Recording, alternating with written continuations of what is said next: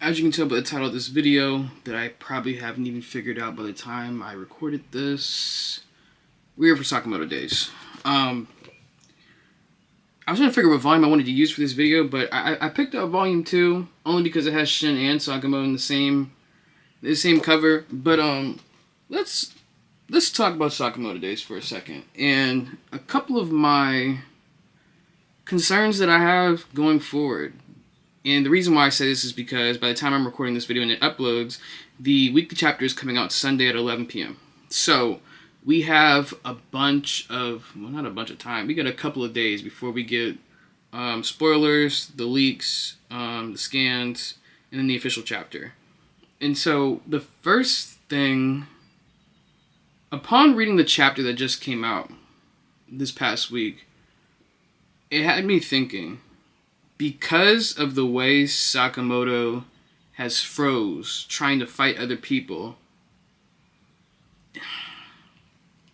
this can go one or two ways. And my thought process is this. Because Sakamoto just pulled up on the Order plus Suzuki, it's not looking good. This is giving like Meliodas versus Ten Commandments vibes. Or this is giving someone else who got jumped but showed up on a 1v10. Just long story short, it's giving Meliodas versus Ten Commandments, and it's not a good look. It's not a good look because I do not want Sakamoto to get boxed like that. And this is not the same type of series. He's not finna die and then come back. Like, if you're dead in the show, like, you're dead. It's as simple as that, to be honest. But not the point. My concern is that either one or two things are going to happen. Sakamoto is going to sacrifice himself for Shin. Although the show is called Sakamoto Days. If Sakamoto sacrifices himself for Shin,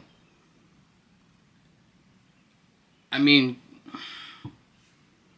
if he's been shown to be quote-unquote useless in combat because of how he's been traumatized by what happened to his family, then I guess the only thing he can do is be the shield. And that's not really like, it's not good. It's not saying a lot. It's not saying much, but it is reality in a sense, because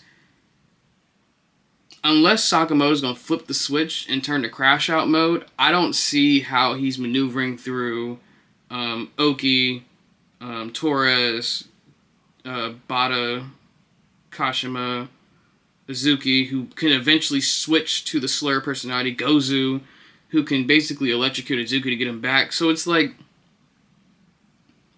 that's not looking too good. It's not looking good.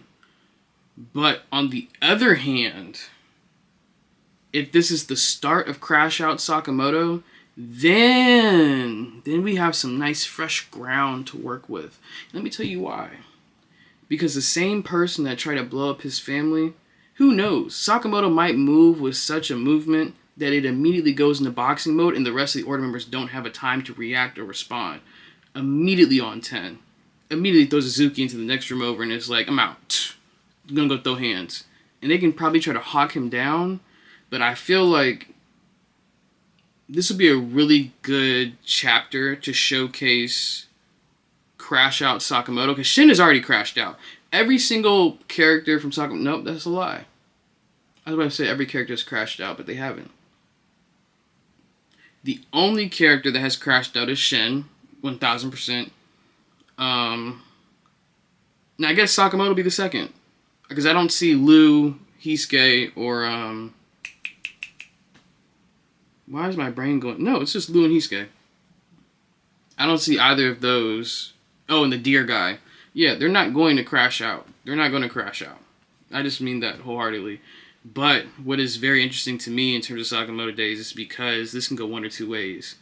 This can be something happens, and now we're back to square one again, which I understand, but I don't want to happen that way. It would be great if someone didn't intervene and we get back to square one, where now they're going to reset up / train to fight those same Order members. Like, I think I don't like that because we already did it. Like, we literally just did it. So if that ends up being the case, then I guess, like, it makes sense, but I'm not happy about it. But equally, if this is the final stand, if this is the final stand, as Sakamoto is fighting Izuki and all the order members are trying to chase, Kandaka, Yatsumura, Nagamo, all of the members that are alive get in there, throw to one, Shishiba, Osaragi, and we start having matchup after matchup, and then whatever happens from there is whatever happens from there, and this is like the sprint for the arc. I am 1000% okay with that. And I think we have to be, you know? But my issue with Sakamoto Days right now is that the stage was set for basically introducing a whole new era of assassins. And Shin was able to Deus Ex Machina with his Esper powers on getting rid of basically the equivalent of the Cullen games for Sakamoto Days. And I think that's interesting how quick that threat, that overarching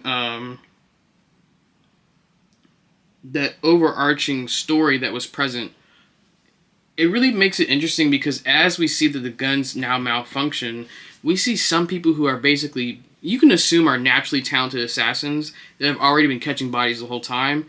And so although everyone's weapon is gone, we still got a couple people who realize they're naturally gifted at it. Also that they're naturally good at it. Same thing. But it's unfortunate because now what you introduce is the idea of a whole new group of assassins that have just been awoken or basically just been realized versus this era that's basically coming to a close as Sakamoto and Izuki, they're all trying to topple one or the other. They already toppled the government, they already toppled the JAA. So it's kind of like my issue is when you introduce new potential characters but the story's coming to a close. To me, it breathes a spin-off or it breathes a waste to me in terms of writing. And the thing is that, like, I really enjoy Yuto Suzuki's writing. I really do. I enjoy how he does his fight choreography. I really do enjoy Sakamoto Days. It's one of the things I look forward to every week. But the fact of the matter is that I don't want a Jujutsu Kaisen to happen. I don't want certain elements of characters to be present and then all of a sudden it's no longer important. I don't want certain scenes to be written out with purpose and intention just for towards the end of the story for it not to matter.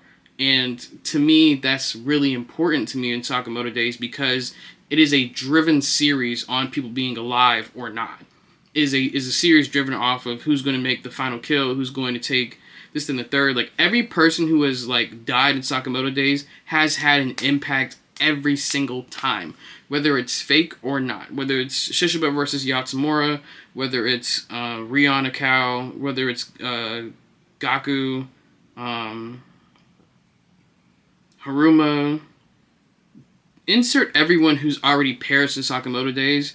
And I do believe that every single one of them had meaning in some way, shape, maybe not depth in the same way that certain other people have, but nonetheless, I think that there's a reason why they go about it that way. Is because this is an assassin manga.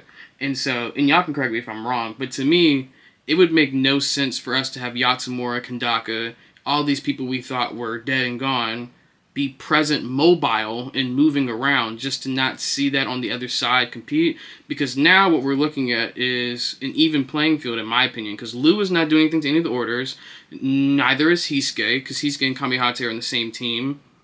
So let's retally up our forces then. Let's retally up our forces. So on Izuki's side, we have Izuki, Gozu, Oki, Torres, Bada, Kashima, Kanaguri, technically Akira, but I feel like she's going to switch. So we have 8 people.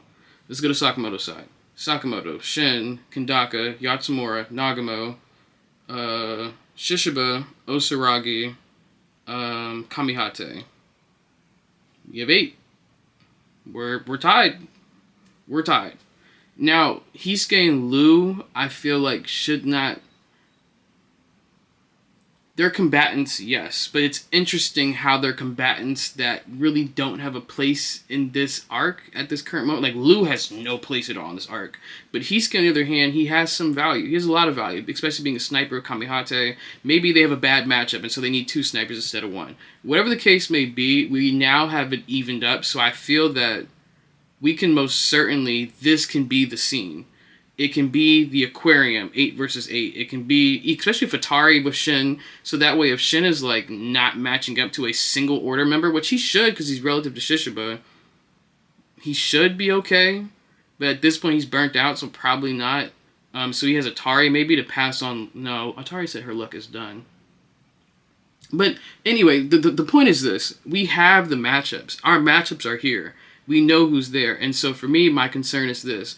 Is Sakamoto going to sacrifice himself here?